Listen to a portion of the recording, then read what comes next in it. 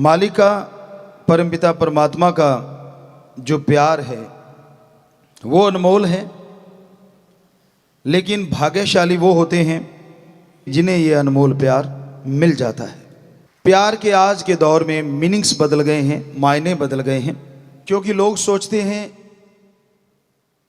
कि जो दुनियावी रिश्ते हैं शायद यही प्यार है।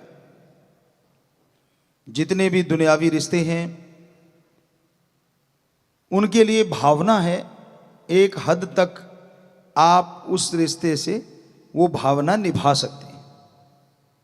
हद से जब आप गुजर जाते हैं तो वो मोह ममता बन जाता है, जिसके लिए आने वाले समय में आपको दुख भोगने होंगे। हद से ज्यादा प्यार किसी से भी कोई करता है, मालिक ना करे, उनमें से अगर कोई चला जाता है तो दूसरा रहे कैसे। हद से ज्यादा प्यार एक से करो जो कभी जाता नहीं, और वो है ओम हरि अल्लाह वाहिगुरु सतगुरु राम। कभी बिछोड़ा नहीं देता, कभी दूर नहीं होता, हर पल हर समय हमारे साथ रहता है, कण कण में जर्रे जर्रे में वो मौजूद है। तो ऐसे परम पिता परमात्मा को अगर सच्चे दिल से याद करोगे, तड़प के याद करोगे, तो उससे एक बार तार जुड़ गई, वो तार टूटती नहीं। चाहे काम वासना क्रोध लोभ मोह अहंकार मन माया कितना भी जोर लगा लें, वो तार इतनी जबरदस्त तरीके से जुड़ती है, उसके लिए दुनिया या ये सातों चोर कोई मायने नहीं रखते। पर इसके लिए पहले अभ्यास जरूरी है, सुमरन करना जरूरी है। तो आप जब भी आपको समय मिले कोशिश कीजिएगा, एकांत में या अपने कमरे में डिम लाइट, अगर अंधकार में आपको डर नहीं या ऐसा फील नहीं होता कुछ, तो बिल्कुल अंधेरे में आप बैठे, पालथी मार के जैसे आप बैठे हो, अपना ध्यान यहां जमा के और सुमरन कीजिए। बड़ा मजा आता है। कई बार होता है क्या और भी सॉल्यूशन है। ठीक है, आपके कमरे में लाइट है, आपको लगता है कोई आपके साथ हैं परिवारजन, वो अंधेरे में नहीं सो सकते, तो एक पट्टी बना लीजिए कपड़े की, हल्की सी कॉटन की या जो भी कपड़ा देसी जैसा आपको लगे, अच्छी धुली हुई हो, बढ़िया फ्रेश, खुशबू नहीं आनी चाहिए उसमें, तो वो अपनी आंखों पे बांध लो हल्का सा सुमरन के टाइम। बिल्कुल लाइट कपड़ा हो तो यकीन मानो वो लाइट में भी आपको अंधेरा महसूस होगा, और बाकी लाइट में पड़े हैं तो पड़े रहने दो। तो आपके लिए, क्योंकि आंखें डिस्टर्ब करती हैं, अब जब भी आप दिन में बंद करके देखो, एक रेडिश एक लाल पर्दा सा आंखों के सामने दिखता रहता है, क्योंकि ये पलकें आंख को बचाने के लिए है, लेकिन इसके अंदर से लाइट हमारी आंखों में आती है। तो उससे क्या डिस्टर्ब होता है बंदा, उसका जो ध्यान है वो डिस्टर्ब होने लगता है। तो जो साधक हैं, जो समाधि में जाना चाहते हैं, वो ओम दाता रहबर एक होते हुए खंडों ब्रह्मंडों में सैकड़ों त्रिलोकियों में वो रहता है। इच्छा तो होती है उसको देखना चाहिए वो एक है कैसा, तो इस तरह उसे आप देख सकते हैं। सुमरन करने लगो, हो सके तो अर्ली मॉर्निंग 2 से 5, जिसे ब्रह्म मुहूर्त कहा गया है। अलग अलग धर्मों में अलग अलग नाम है। अमृत बेला, बांगे वक्त, फर्ज, गॉड्स प्रेयर टाइम, तो ये सारे अलग अलग पवित्र धर्मों में नाम दिए गए हैं सुबह के समय के। और नासा साइंस केंद्र कहता है ऑक्सीजन प्योर एंड मोर होती है कि early morning between 2 to 5 oxygen pure and more. If you do the practical method of meditation, then your soul power awake and up upside. Soul power, आत्मिक शक्तियां आपके अंदर बहुत ज्यादा हैं। सुना होगा आपने कि संत उड़ा करते थे, उसका मतलब यह नहीं है कि वो पंख लगा के बॉडी समेत उड़ जाते थे। जो रूहानी संत होता है, सूफी संत होता है, बॉडी वहीं रहती है, लेकिन आत्मिक तौर पे वो खंडों ब्रह्मंडों को पार करके परमपिता परमात्मा से जुड़ा रहता है। एक किसी महापुरुष की हमें बात याद आती है कि उसने कुछ मांगा अपने सदगुरु से सत्संग में बैठे बैठे, और हाथों हाथ पूरा हुआ। तो उस मुर्शिद के पास जाके वो मुरीद बोला, गुरु के पास शिष्य गया और बोला, हे गुरु जी, आज मेरे साथ ऐसा हुआ, मैंने ये चीज मांगी, मुझे पल में मिली, पहले नहीं हुआ। तो गुरु जी मुस्कुराए, कहने लगे, बेटा पहले तेरा सुमरन उतना नहीं था, दूसरी बात तेरा ध्यान एकाग्र नहीं था, कौन आया, कैसा बैठा है, कपड़े कैसे हैं, खास करके बेटियों को बहुत होता है, बेटे भी खैर आज नेक टू नेक मुकाबला है, ऐसा तो नहीं है, तो वो चेक करते रहते हैं, अच्छा कौन कैसे बैठा, अरे भाई तू बैठ गया, दूसरे से क्या लेना है, लिब लगाना भगवान के साथ। पर इसी में निकल, अच्छा कौन सा कपड़ा, कितने रुपए का, बहनों में ये चल पड़ता है। तो कहने लगे, आपने ध्यान उधर से हटा के अब सतगुरु के चरणों में जोड़ा है।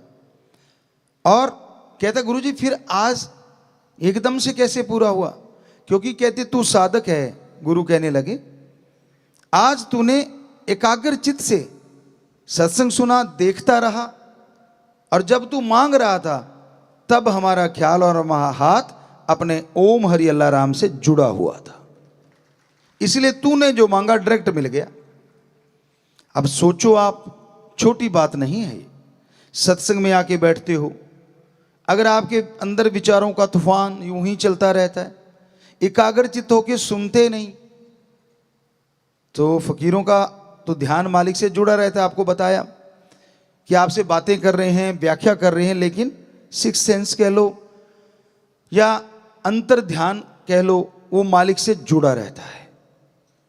और जब मालिक की चर्चा होती है तो मालिक आपके अंदर तो है ही, लेकिन फिर वो जाहरा तौर पे भी घूमता होता, सबको आशीर्वाद देता है, और जैसी भावना वैसा फल मिलता रहता है। इसलिए जब सत्संग सुनने लगो, ये पूरा ध्यान रखा करो कि और विचार ना आने पाए, और ख्याल ना आने पाए, क्योंकि विचारों का पुलिंदा विचार हमेशा चलते रहते हैं। विचार शून्य दिमाग कभी नहीं होता।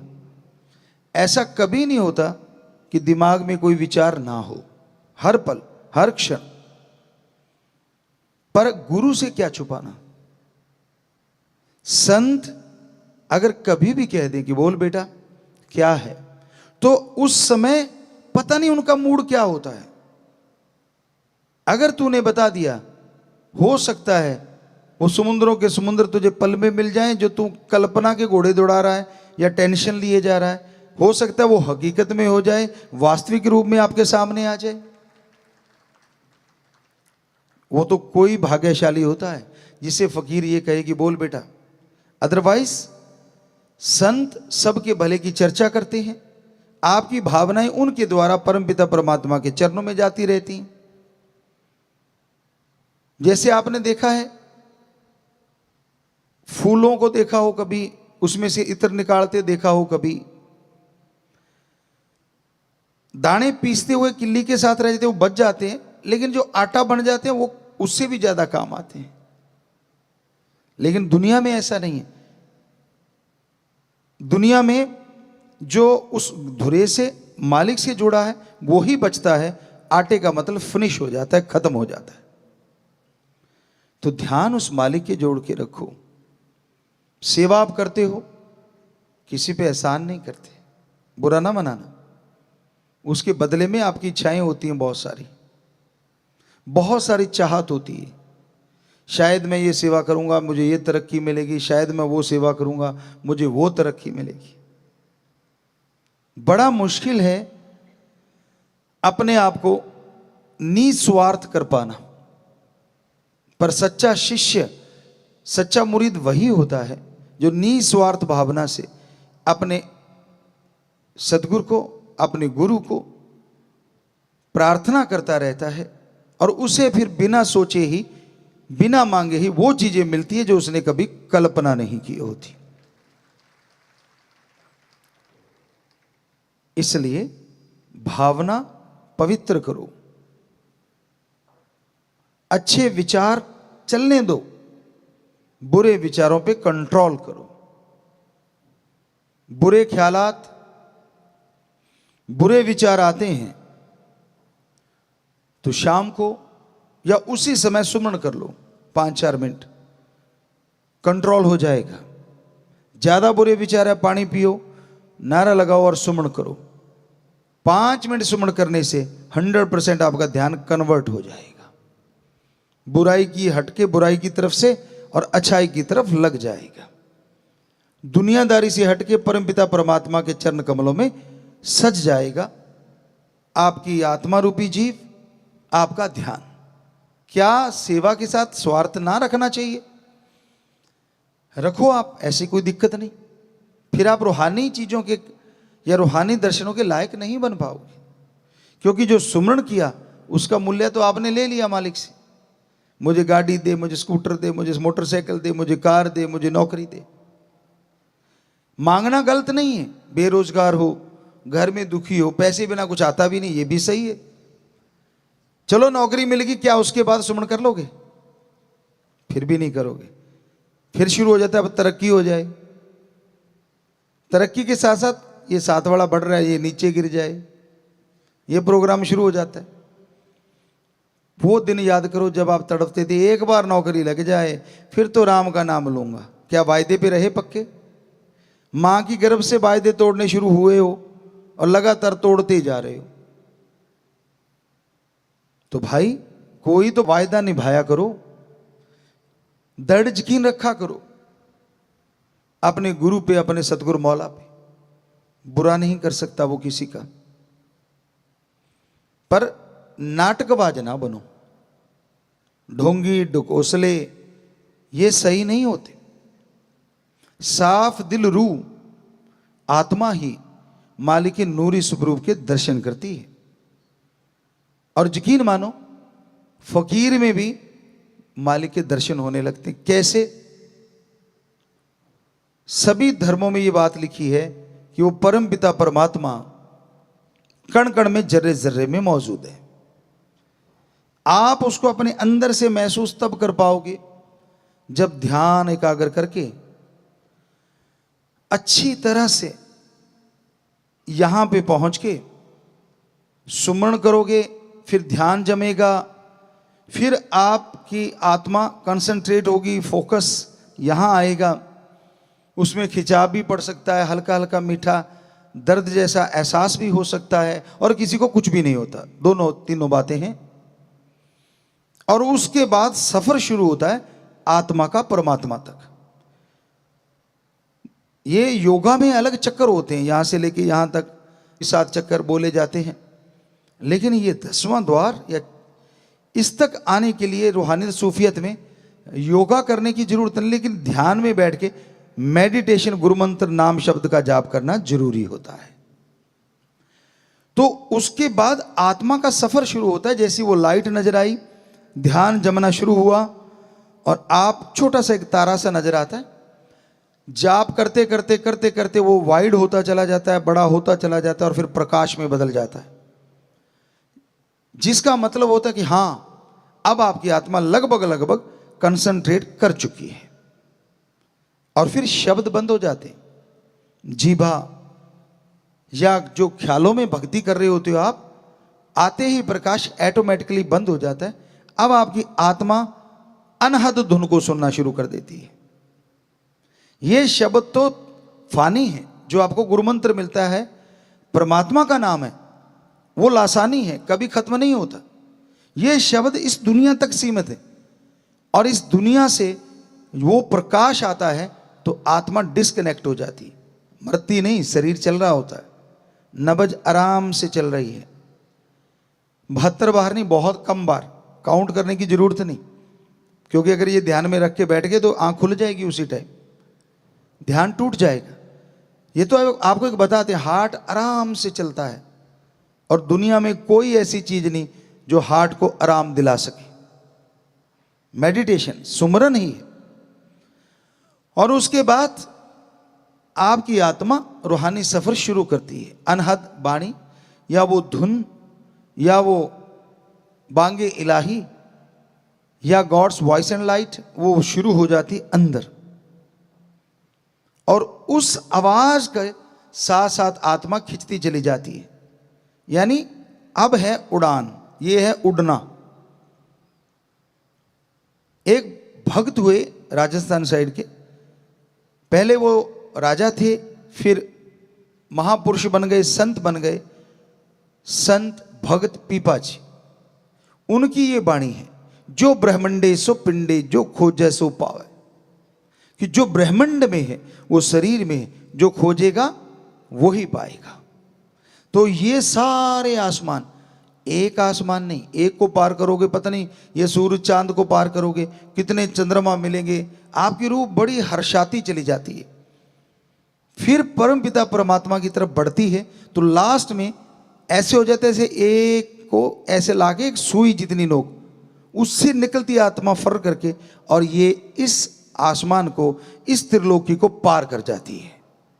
फिर खंडों ब्रह्मंडों का सफर शुरू होता है। फिर क्या नजारे हैं, आप सूरज के करीब हैं, बहुत सारे सूरज मिलेंगे, लाखों चंद्र सूरज मिलेंगे, संतों ने ऐसे नहीं लिखा, ये हकीकत है। और जब आप उनके पास से निकलोगे, क्या नजारा आता है, कोई कल्पना नहीं कर सकता। साइंस तो झूठ बोलेगी, क्या कहेगी, संत झूठ बोल रहे हैं, सूरज के पास तो कोई जा ही नहीं सकता, इतनी तपिश है। पर उनको क्या मालूम, आत्मा इतनी पावरफुल होती है, वो सूरज के अंदर से भी निकल सकती है।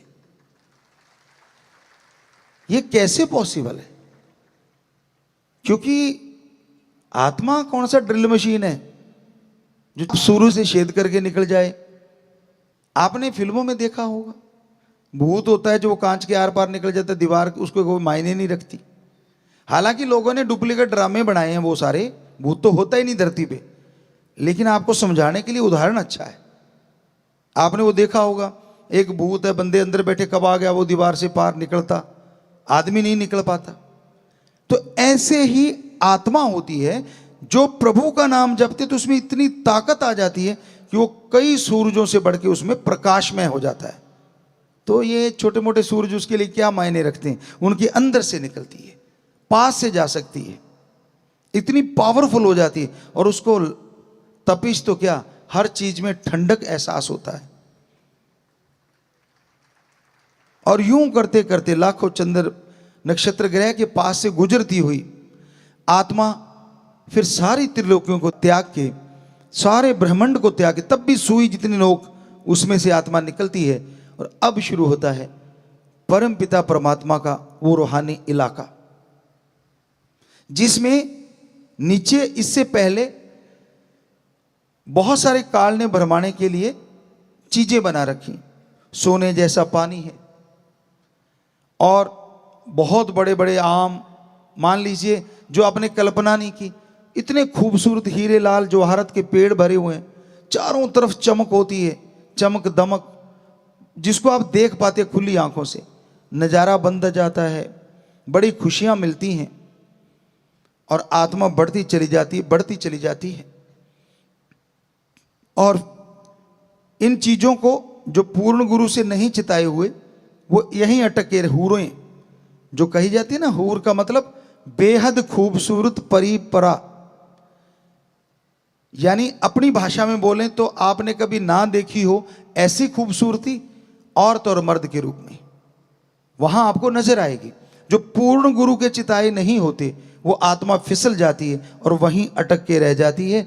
बड़े बड़ी हस्तियां यहीं तक रुक गई, क्योंकि वो काल का सुनहरी जाल है। मन माया काम वासना क्रोध लोभ मोह अहंकार को जब तोड़ के आत्मा निकल गई, तो लास्ट में काल आता है, महाकाल। तो वो इस तरह से जीवों को भरमाता है। पर पूर्ण गुरु की चिताई आत्मा उनको देखती है, सारी चीजों को आनंद महसूस करती है, लेकिन अपनी धुन को नहीं छोड़ती। और वो फिर जब सुई की नोक आपको बोला था, वो जगह आती है ताकि थोड़ा दर्द का एहसास हो। वो भी काल का ही डिजाइन है, जो कहीं ना कहीं गुरु पूर्ण तो थे, पर उतने पूर्ण नहीं तो वो इस सुई वाली नोक पे अटक जाती है, आगे नहीं निकल पाती। अगर पूर्ण गुरु है, क्योंकि वहां धुन रुक जाती है उसके लिए, काल ने वचन लिए हुए हैं परमात्मा से, आत्मा रुक जाती है। लेकिन जो भक्ति करके सारे पाप गुना त्याग के सतगुरु से जुड़ता और दृढ़ यकीन रखता है, उसकी आत्मा के लिए धुन बंद नहीं हो सकती। और उस धुन के सहारे वो सुई की नोक से निकलती है। तो ये मालिका अब आ गया रूहानी पड़ाव। वो था काल की नगरी, लेकिन मालिक का दायरा वहां से शुरू होता है। काल की नगरी तो सारी त्रिलोकियां उसने बनाई, बुत तो उसने बनाए, जान परमात्मा ने डाली। तो अब ये आता है निज धाम सचखंड सतलोक अनामी सतनामी, ऐसा देश जिसकी आप कल्पना नहीं कर सकते। दुनिया में जितने भी लोग, आप आदमी को ले लें कि जितने भी आदमी हैं सबकी चॉइस अलग अलग होती है, टेस्ट अलग अलग होता है, मीठा कड़वा नमकीन चीजें पसंद होती, पर वहां पहुंचते ही ऐसा नजारा बनता है, कैसा भी आपका टेस्ट है उससे अरबों गुना बढ़ के वो टेस्ट आपको वहां आनंद के रूप में पैदा होता है। और फिर वो स्थिति आती है परमानंद की। अब पूर्ण गुरु है, पूर्ण सतगुरु फकीर है, तो मालिक को सबसे पहले उस रूह को उस रूप में रूहानी दर्शन देने होते हैं। तो आपने सुना, अभी तो बहुत पढ़ा है लेकिन इतना ही काफी है।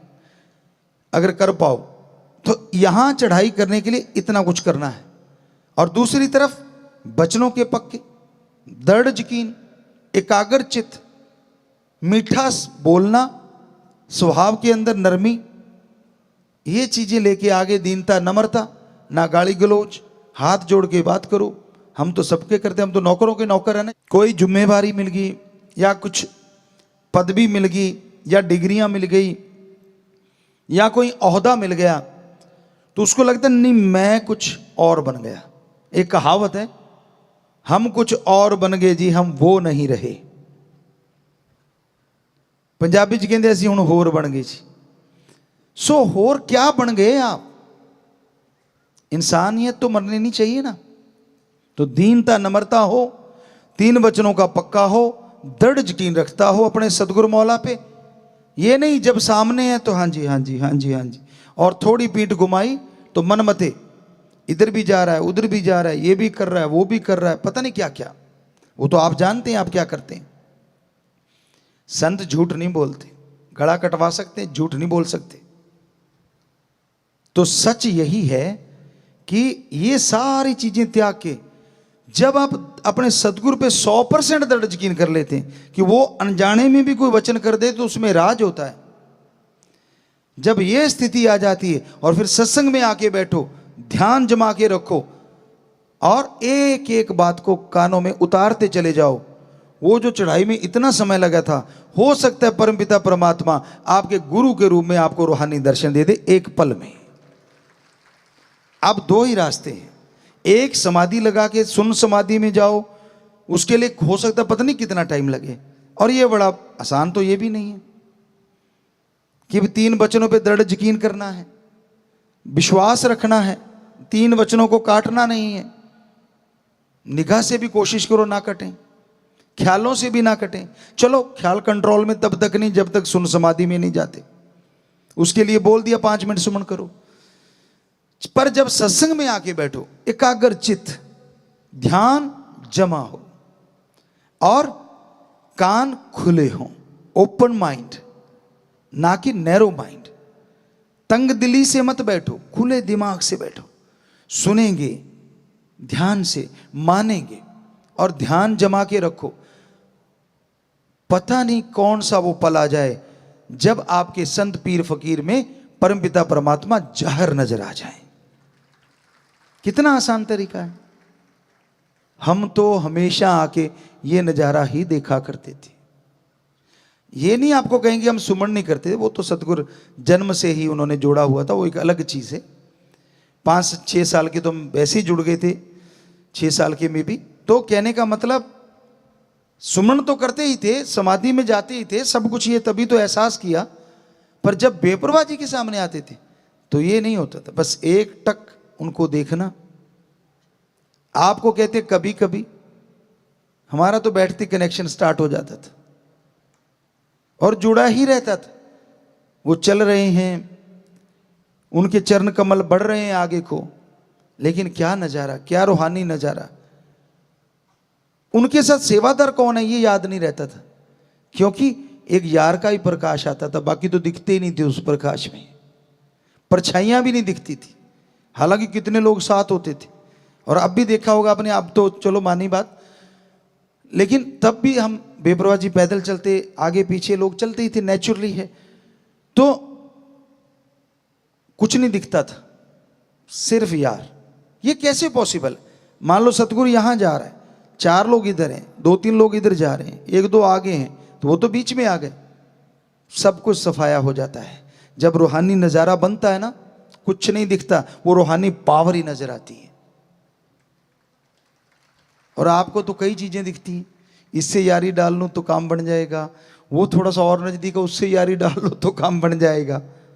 अपना तो किसी से यारी नहीं थी, बचपन से एक ही था, शस्त नाम शाह मस्तान, एक ही है और एक ही रहने वाला है, दूसरा आने वाला नहीं है।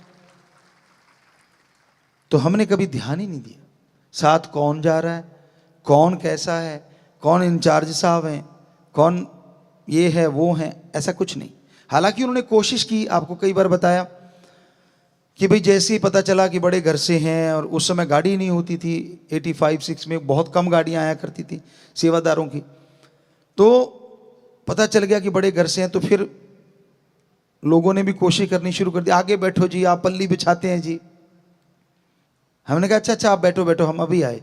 पल्ली पे उनको बिठा के आपा वहीं के वहीं, या सतगुरु से डायरेक्ट कनेक्शन हो, सीधा जुड़ते ही बाकी सारा साफ, कितने बैठे हैं कौन बैठा कोई मतलब ही नहीं।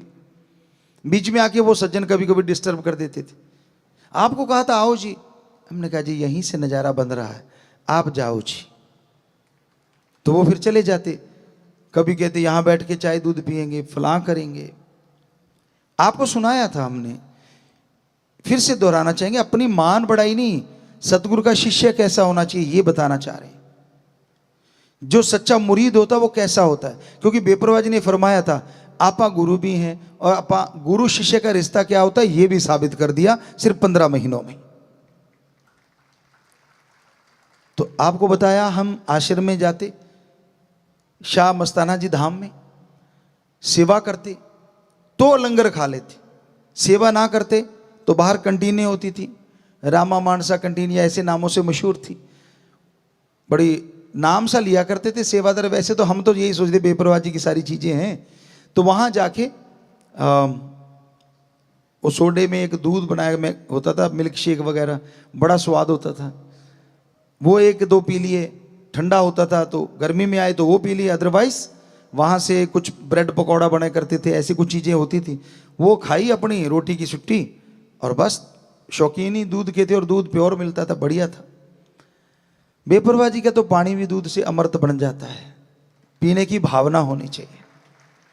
तो अंदर का लंगर नहीं खाते थे, कारण था कि आज सेवा नहीं की।